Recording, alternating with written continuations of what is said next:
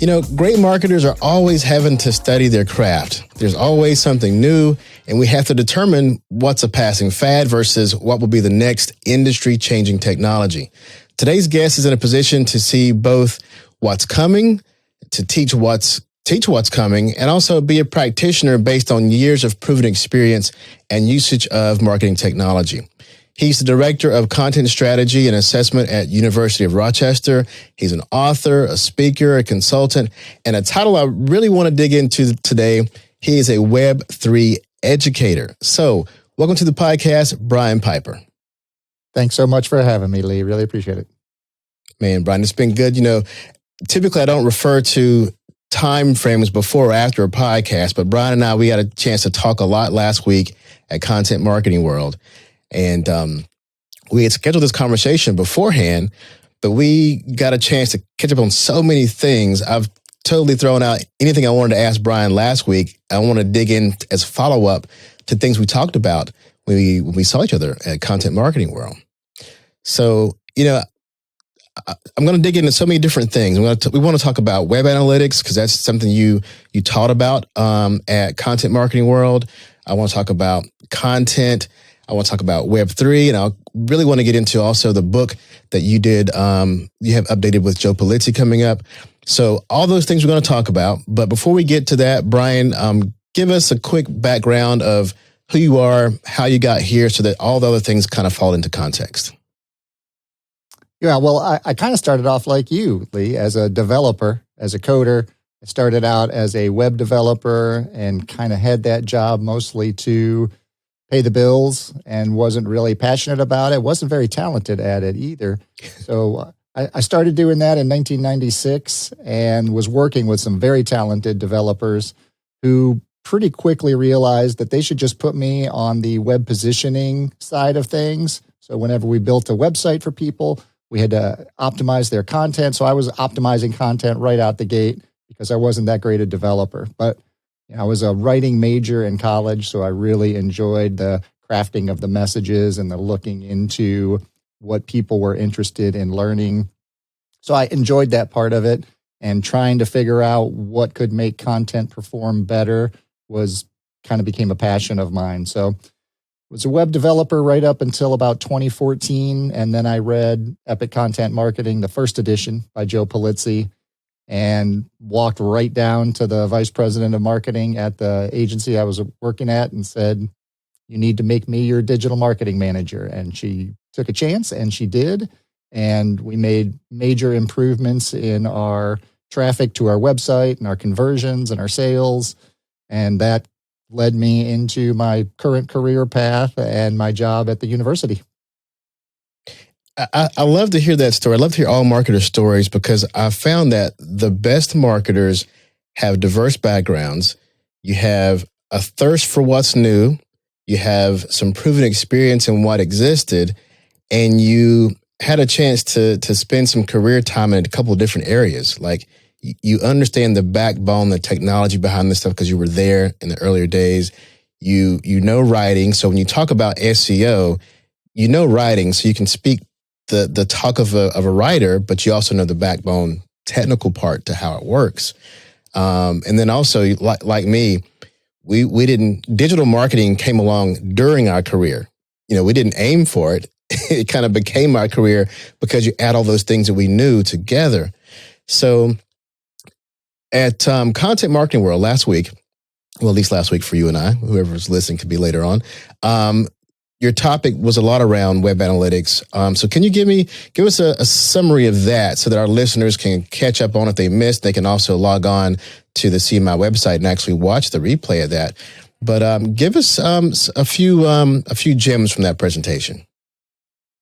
Yeah, well, doing web analytics and looking at content to see what's performing and what's not performing, it's incredibly important to look at the data, because the data will tell you the story about who's coming to your website, why they're coming to your website, and what pages they're not coming to. So being able to look at that and figure out from that what pages you should spend your time on, what new content you should create, what existing content could potentially be delivering new customers and new conversions on your site, if you're not looking at your analytics, you're basically just throwing out your content and hoping people are reading it and finding it. If you look at your analytics, it'll tell you the facts about what people are actually doing with your content. And that's the beginning of being able to optimize and increase your performance. So let me give you some examples, some real life examples for me working on our website, and maybe you can give us some guidance there. So I look at my information, my analytics, and I see surprises. There's always one or two pages that I'm like, why is this always the highest ranking page? I guess you see that a lot, right? When you do an analysis, do many people you're working with get surprises that some page they hadn't thought about is like a really top ranking or they're a high traffic page? All the time. And a lot of times they have no idea why it's performing, why people are coming there, why they might have a high bounce rate or low engagement time on the page, but a lot of traffic to it. So we look at the analytics, we run some reports on it, and we figure out what keywords that page is ranking for. And a lot of times it's organic traffic that's coming to that page because they're finding it in the search engines and they think that page is going to answer the questions they have. And a lot of times it doesn't. But if it does, that's where you're going to start getting those conversions. You're going to start getting those people who are looking for more answers, looking for someone who can provide services or provide products that are going to help them solve their problems. So, really looking at the search results and the search rankings for your pages are what's going to, we call it the low-hanging fruit of content optimization. If you can figure out what's driving traffic and then increase your content in that particular area to drive more traffic and make sure that the traffic that's coming there is aligned with your strategic goals. So you're actually converting that traffic, creating those calls to action to push them to actually do something that's going to help you with your strategic goals. It's like the perfect combination. You're solving the user's problems. You're giving Google something to rank highly that's answering questions that people are asking. And then on your end, you're actually getting your users to help you reach your strategic goals. So what do you do when, I'll give an example that's a real life for us. We found a page that for some reason was like next to our homepage, the base page was the highest ranking page by far. It was a page that was a blog article that we didn't really hold in high regard, although it was true, it was accurate. It just wasn't what we thought would be a star. So we looked for trends amongst our higher ranking pages that match that one. Turns out our versus pages, this versus that, tend to rank pretty high. What's your opinion? Now, we don't know if it was because we had two keywords, this keyword versus that keyword, in all of those verses, or if maybe searchers tend to search for verses. Any idea on why you think that might have been the case? Yeah, so some of the highest converting searches are for, if people are looking to make a purchase, then they are looking to compare different products. So the verses work really well. The how-tos work very well. Those are typically people, wanting to learn how to do things. So if you can provide that knowledge, if you can show that you're an expert on these products or that you understand the technical details behind certain operations, then oftentimes they're going to regard you as the source, and then you can, steer them towards either purchasing that particular product through affiliate links or through using your services as an expert that can help them use those products or those services to their full potential. Well, let's take the inverse. What if I have a high-ranking page that maybe I don't sell that product or service anymore, or I just don't like the article? Maybe I don't think it's a quality article. I don't want to lose the Google juice, but I also don't want traffic going there. What's your suggestion there?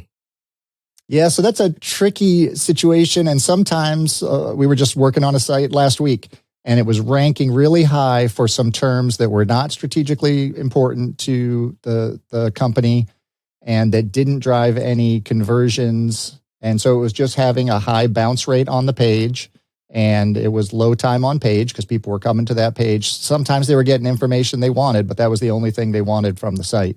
So in situations like that, sometimes you have to look at archiving that content, removing it from the site.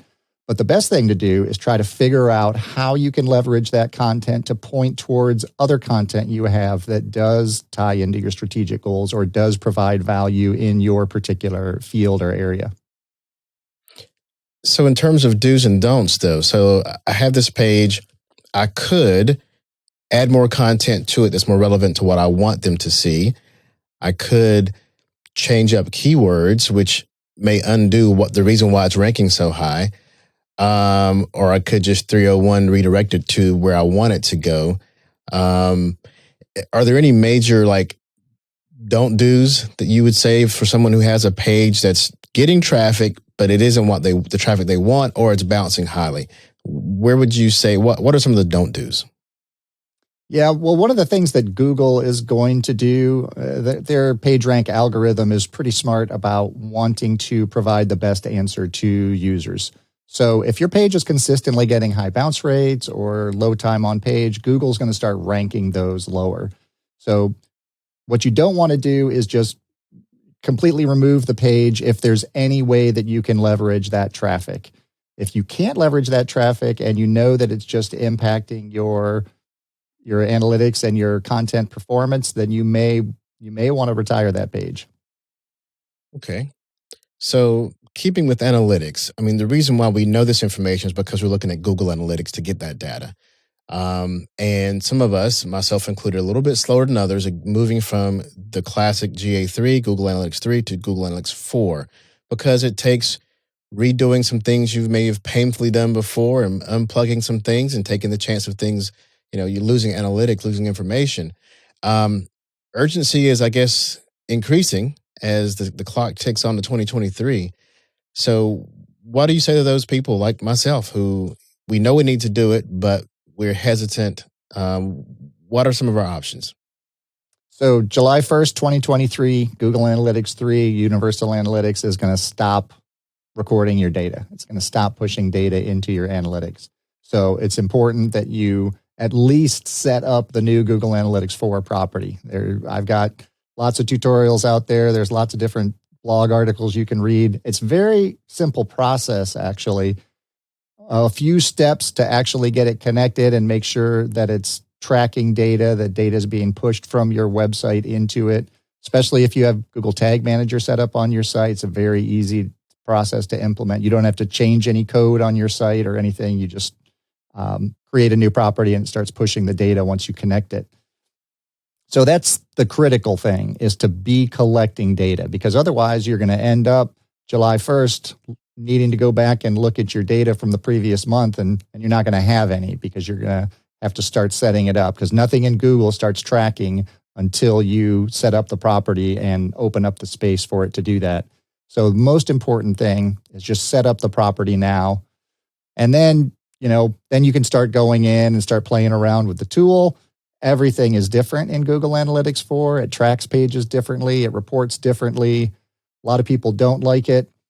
A lot of the data people do like it, but it's much more accurate. It's providing better data for us to use and more effective insights into our content performance. So like anything, when people have to face change, they don't like it a lot of the times, but we're going to end up with better content, better performance, and better analytics. So I guess the low hanging fruit is to at least get the code in, right? Right. Yep. I just think set we up may the have done that. property. I think we put the code into the site. We haven't looked at any dashboards. We haven't looked at anything that it's doing, but we put the code in just to make sure we're gathering data. So when we do decide to look at it, it's there. Yeah, that's the most important thing. And if you have, the only other thing you may want to set up is in Google Analytics 3, they were called goals. In Google Analytics 4, they're called conversions. If you have certain high-performing, high-impact conversions that you're tracking, you can go ahead and get those set up as well. Lots of tutorials on how to do that. It's a pretty straightforward process. But just understanding that Google Analytics 4 is all event-based now instead of page-based makes things a little bit different. You just have to look at things in a little bit different light. So before we go any further, tell us where those tutorials are so we can make sure that we have the conversation and people can hear this and go directly to it and continue to learn from you. Where are they at? Where can we find those? If you go to brianwpiper.com on my blog page, there's an article right on there that I actually published on the tilt.com website that walks you through how to set up a Google Analytics 4 property. Does anything convert on its own? Like if you have goals, do they convert to events, or is everything fresh? Everything's fresh. It's a whole new ball game. Yeah, I'm going to just but it does do a lot of it does do a lot of tracking that you couldn't do in Universal Analytics, things that you used to have to do with Google Tag Manager. It does scroll depth tracking, engagement. It does engagement. It handles that much better. So that helps with your overall page count being more accurate, because in Google Analytics 3, if someone came to your page and they didn't go to another page, then you didn't get the metrics from that last page they visited if they closed their browser or exited the site, because it just never sent that data. But in Google Analytics 4, it sends it as people are taking actions on your pages. So it's much more accurate that way. So you mentioned scroll depth. Does that mean we'll be able to maybe eliminate some other tools like a Hotjar or something that tells us, how far people are scrolling on our pages? Yes and no. Even some of the things that are replaced in Google Tag Manager are great that it's natively in Google Analytics 4 now, but there's still a lot of other things that Google Tag Manager tracks that GA4 doesn't. Same with Hotjar. GA4 doesn't do heat maps or screen recordings or anything like that. So some of that information can be useful. It's like any tool. Depending on which pieces and parts you use and need and actually provide value to your business will determine whether or not it's actually a useful tool for your stack. Okay. Well, one other thing in that area, as a marketer, we want to track everything, whether it be web traffic, but also from a standpoint of, from marketing, like email outbound marketing, we currently still are very heavily dependent on cookies and tracking. And we're heading towards either first-party cookies or a cookieless world. What are your thoughts on that? Is there anything we can do to prepare for that? I mean, I know every company is different in terms of whether they have country borders and rules to deal with in terms of what they can track. But at a high level, what are some of your current thoughts on cookies and where we're headed with that? Well, there's a lot of discussion around, especially third-party cookies as they're going away. Google keeps pushing out the restrictions around third-party cookies, and they're like, oh, we're gonna push this out for another 6 months, and we're not gonna completely disable them just yet in all of our browsers. But we're seeing them going away. It's definitely the way things are going to go, especially with all the privacy. You've got all sorts of difference, not just GDPR. Now you've got the California privacy regulations, and you're going to see more and more of that as people are more concerned about their data and how their data is shared and collected, especially by these big centralized entities, Twitter and Facebook and all these different companies. And the different analytics platforms and the tools, I mean, Google is trying to figure out the way around the third-party cookie problem. And a lot of people are trying to figure that out. And I think that's one of the things that Web3 is going to do very well and empower people with, is the ability to control our own data instead of having someone else controlling and collecting our data. So I think it's a step in the right direction from a privacy standpoint, but from a marketing standpoint, there's definitely some issues that are arising. Yeah, that was almost a perfect transition into Web3. So I want to talk about that. But I think I need to back up a bit, because our listeners range from executives and data analysts down to people who are looking to get into marketing. So I don't want to leave them out either. And plus, there's also those who manage marketing who don't get into the details of cookies and things, but they are affected by it. So let's come up a little higher and just look at cookies. And can you give us kind of a layman's definition of what a cookie is, what it does, the difference between first, second, and third, and why it's going to affect marketers? Because you may see a headline that says, Google blocks Facebook cookies, or Apple phones are blocking this. It doesn't mean a lot to most people, but it affects them a lot. So try to maybe go back a few years and try to give us a simple. It's hard for us. We're in the weeds, right? We're deep into it, and it's our job to know the details. But Give us a simplified version of cookies and what they do. Yeah, so cookies are basically just small files that are written into your browser as you are surfing the internet. So there's different ways that they're collected and written into your browser. And basically, the data that you capture into those cookies is most of the time, some of the time that data is voluntarily given, and some of the time it's just collected and stored and then used by other sites. So first-party data is data that you share voluntarily. So if I go to a form and I fill out my information, that can go into that's first-party data that I'm sharing with that particular company or brand. And they can store that data on my browser, in my browser as a cookie, so that the next time I come back to their site, I don't have to fill out that information. It can remember that I've logged in, that I've got an account.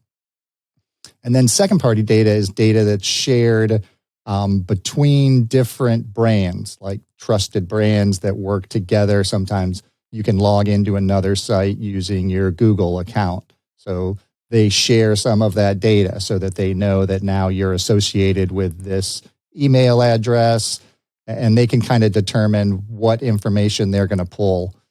And then the third-party data is collected and stored based on which sites you browse. So you may not intentionally be giving that data out, but as you're surfing through sites, they can look through your existing cookies sometimes, or they can find like accounts that you're logged in through, and they can collect that data, or they can collect data about what pages you visit, what products you look at, and then they can share that when you go to the next site. The next site might be able to look into these open cookies and figure out what you've been doing and what other sites you've been on.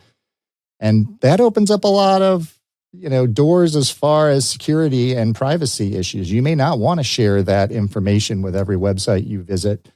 And a lot of websites now are, they have the pop-ups when you go there. We're all used to this. Do you allow all cookies or only allowed sponsored cookies? So that's kind of how cookies work and how they connect data back and forth throughout the internet. That's a very good summary. And I'm glad we did that, because especially when you get to the third party. The third parties are ones that most often get blamed when people say, yes, this company's listening to us. That's right. Exactly. Now, I'm not saying that some companies don't listen, but I do know from a professional standpoint that oftentimes we've done things to give the information unknowingly. Exactly. So, for example, if you go to a Nissan website and you're scrolling for a particular car, and you say to someone, wow, this is a pretty cool car, I like this Nissan Maxima. Then you go to Facebook and a Nissan Maxima ad pops up. It isn't because Facebook was listening, it's because you scrolled, right? I heard a case once where someone was claiming that Facebook was listening to them. Again, I'm not saying they're not. I'm just saying in this case, I could trace back to what happened. The person was at their office and they were shopping for something on their laptop in their office. And then they came home and discussed it with their wife. The wife opens up her iPad and gets an ad for it. And they're like, wow, they heard us talking and now it's on my iPad. Well, what really happened was, what my theory is, he searched for it. He got cookied. They geofenced the cookie to know where he is. Now he's on the same IP address and within a few feet of another computer. She opens up her computer. She sees the ad because she's next to him, not Absolutely. because they had a conversation. Now, given that, is it possible that someone could get, I guess you can't get a cookie from a conversation unless that app is listening and then they add it to the cookie that the app you have on. I guess that's probably possible, not admitted, but possible, I guess, right? We all have voice devices, we got Siri, we got Alexa, we got all these things that are listening to us all the time. And they always say they're just listening for the keyword to activate them. Who knows they are listening, Yeah, I mean, if I've given Amazon access to my browser and I agreed to personalized advertising, which is tech talk for your cookies, right? Right. So Yep. if I agree to that, and on page 25 in the fine print, it says, or any other devices, then technically I could say, Nissan Sentra in the air, my device hears it, it adds it to my cookie, and then when I go searching for it, it's there. Absolutely. And we've had discussions at the dinner table about topics that we haven't discussed before as a family. And we've got our Alexa sitting right there next to us. And we go, and then after dinner, we get, we're looking at YouTube TV, and an ad pops up for the very thing that we were talking about. Maybe one of the kids jumped on their phone, did a Google search. Who knows exactly how it figured it out? But the targeted ads and the personalized ads are sometimes a little scary. So given that, I mean, we have regulation and technology who are, I mean, I guess there's both sides of the coin. One side, you have those who are saying, let's cut out some of these third parties so it's a little less creepy. On the other side, you have advertisers like Google and Facebook who are going to sit back and be quiet because they want to track everything. Then you have us consumers. I mean, when Facebook asked me that I want to turn off my personalized ads, I left it on because they're going to send me ads anyway. Exactly. It might as well be something I'm interested in. So right. We all play a part in this. And so you mentioned Web3. So let's say, for example, third-party cookies gets cut out, which is possible from a honest marketer standpoint, being that Google and Facebook, Apple are going to do what they're going to do regardless. We get down to a level where we're at first-party cookies, which is basically only the site you're dealing with knows what you're doing, right? It's a kind of a rough definition of first-party. Yep, absolutely. So how does that tie into better security and maybe into Web3? So if your data is only being collected by a particular website that you gave permission to or that you gave your data to, that's your choice. It's not data that's being passed between partners or just being passed blindly between different websites, which is what we have now. One of the things that Web3 provides is the ability for the users to control our own data. So when we go to a website, let's say in a few years, once Web3 becomes more widespread and websites start seeing the value of using digital IDs, digital wallets as identification, you can just go to a website and it'll be a blank screen and it'll just say, connect your wallet. You connect your digital wallet, your digital ID to it. And based on what items you have put in that wallet and what things you decide that you want to share with the different brands, the different companies, the different websites you're going to, then they'll be able to build a personalized experience for you based on that. They'll be able to tie that digital ID to previous visits that they have tracked to their website, previous products that you have purchased through them. If you're, let's say you're clothes shopping, shoe shopping, for instance, and you have a particular size, you include some personal data in your ID that you're going to share with this site about your shoe size. Maybe you want to show them some of the different types of styles that you've purchased through other companies. You can choose to put that into your wallet so that you share that with them. So that's not an opportunity that we have right now. We don't have the ability to control our own data. That's one of the things that Web3 provides is the opportunity to do that. And when you look at the brands that are starting to play in that Web3 space, I mean, it's not a coincidence that Salesforce, which is one of the largest CRM brands, just launched the NFT cloud where they can actually create those types of experiences and create that type of CRM using your NFTs, your digital IDs, your digital assets. I'm glad you mentioned it that way because until now I'd seen when you reference your digital wallet, I'm thinking about money. I'm thinking about, whether I'm spending money or crypto or whatever. I had not thought about it in terms of that wallet being more or less of a personal folder, like my file, basically. You think of your current wallet with your license in there, your credit cards, it's got a lot of different personal information in there. Web3 gives you the opportunity to control who sees that and who can look at these credentials. And these credentials will all be verifiable and publicly viewable so that you can control who has access, like even your medical records. Estonia has converted their entire country government system to the blockchain back in like 2008. They've been working this way. And it takes them 5 minutes to do their taxes because all their information is out on the blockchain. It's not connected to their personal ID, but it's connected to that digital ID that they can then control who has access to that and who doesn't. And the same with their medical information. If you switch doctors or hospitals here, it's a process. You've got to like call a doctor and have them send your records to the new, all of your information. If you want to look at the results of a test you had done, you have to log into some third-party system that's got all those records. In the Web3 space, you can just turn off access to one physician and turn on access to another physician, and then they can access your personal data that way.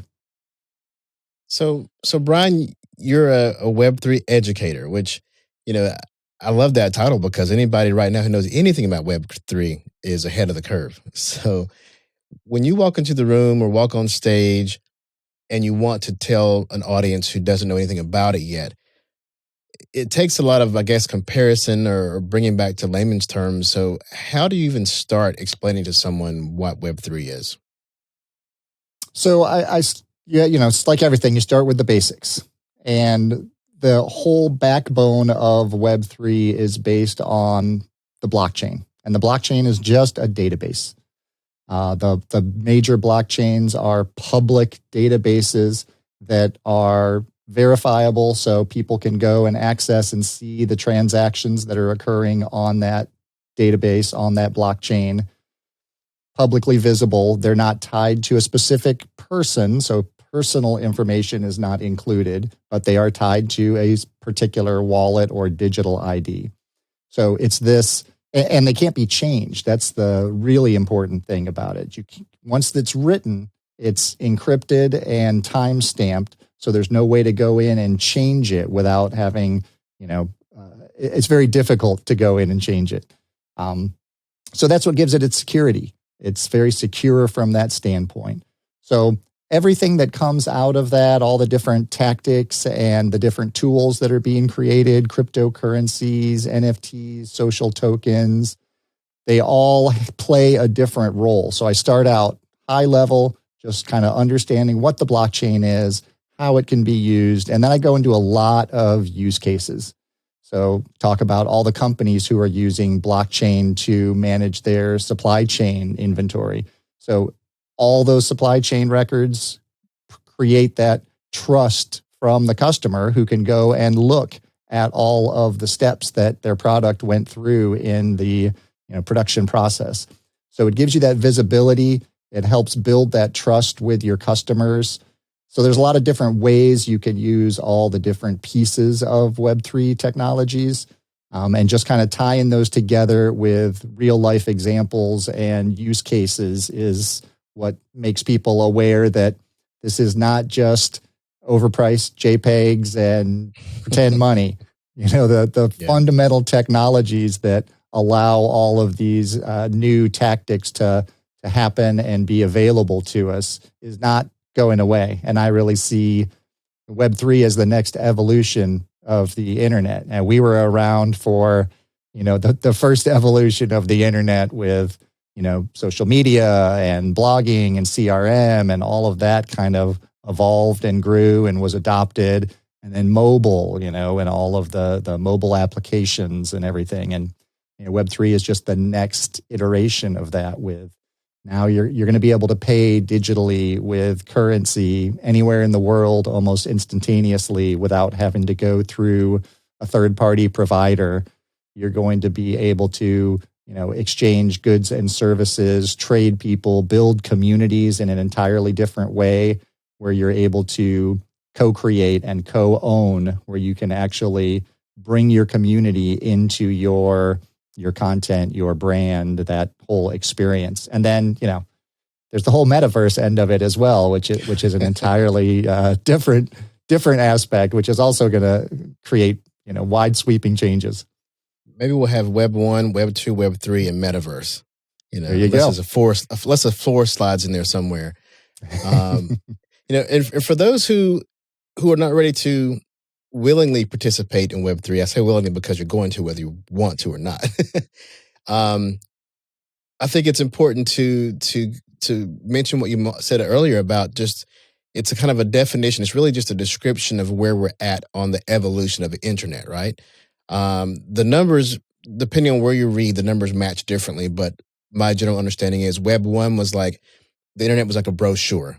You pulled a web page up, you saw it, you couldn't really interact with it or change it or create anything. You just pulled it up. It's like a PDF on a screen, basically. Web 2, we began to be able to click and interact and submit something or fill a form out or talk in a blog or something, in a chat room. It's kind of a 2.5 in there somewhere where we became social, where we can actually have live communications where it wasn't with the site, but it was with each other. Yep. And so now we're at 3, which is not some new Web3 in itself isn't a new technology. It's a definition. It's a term to help us understand the level of technology that the web has gotten to. Right? Yeah, There's absolutely. a lot of things involved in there. Right. Yep. And when I explain it to people, I kind of say Web 1 was read only. We just consumed information. Web 2 was read write. Now we had the ability to use our voices and to create our content. And then Web 3 is really read, write, and own. So this is the first time we've actually had the opportunity to own digital property that we can prove that we own that can actually represent some sort of utility, some sort of value.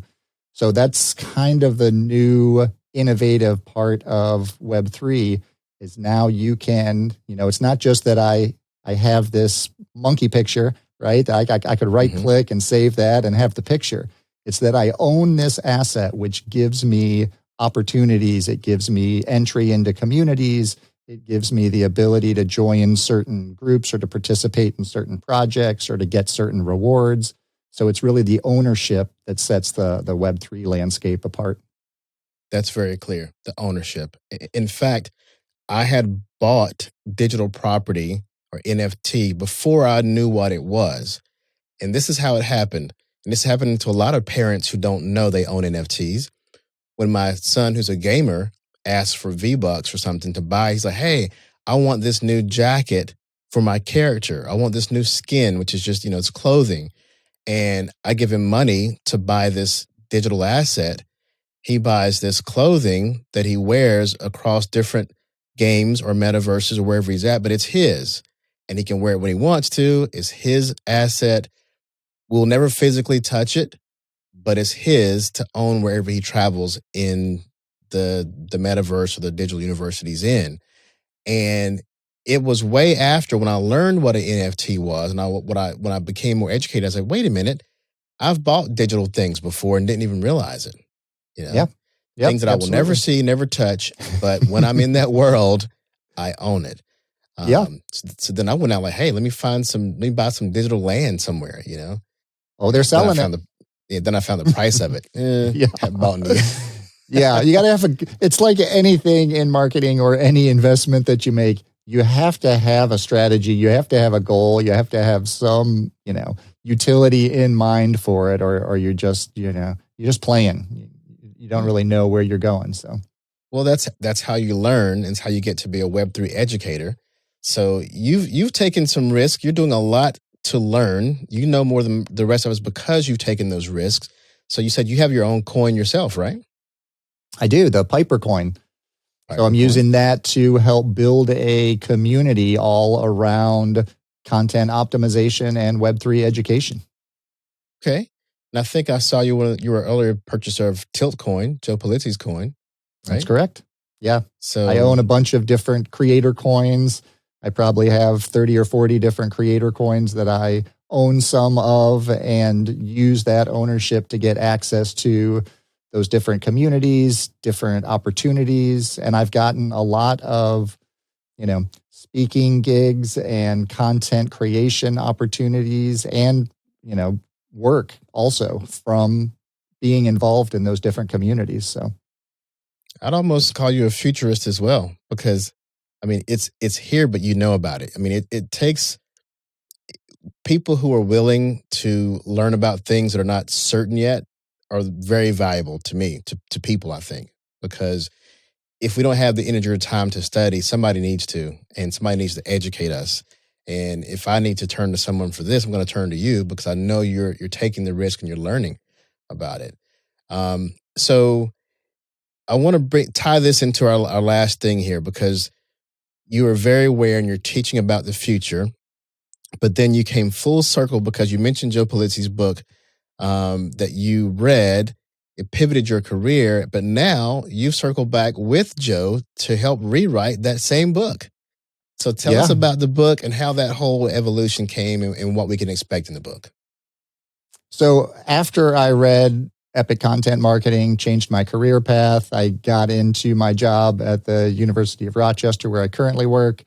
And within weeks of starting on that job, I convinced the leadership that they needed to send me to Content Marketing World, which was Joe's event at the time.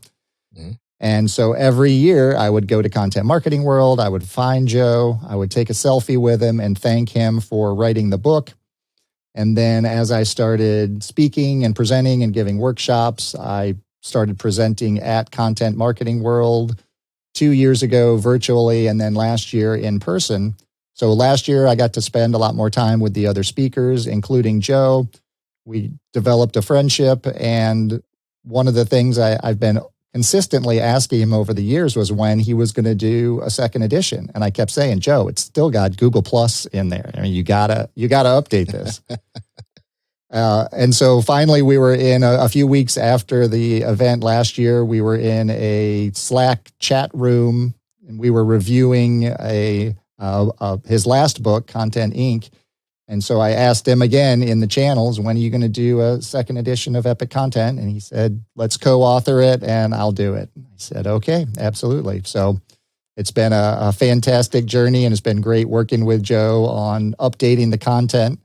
And we basically at first we were just going to throw the whole thing out and start all over again. But once we started going through the content, we realized that it's still incredibly valuable. Almost all of it still applies.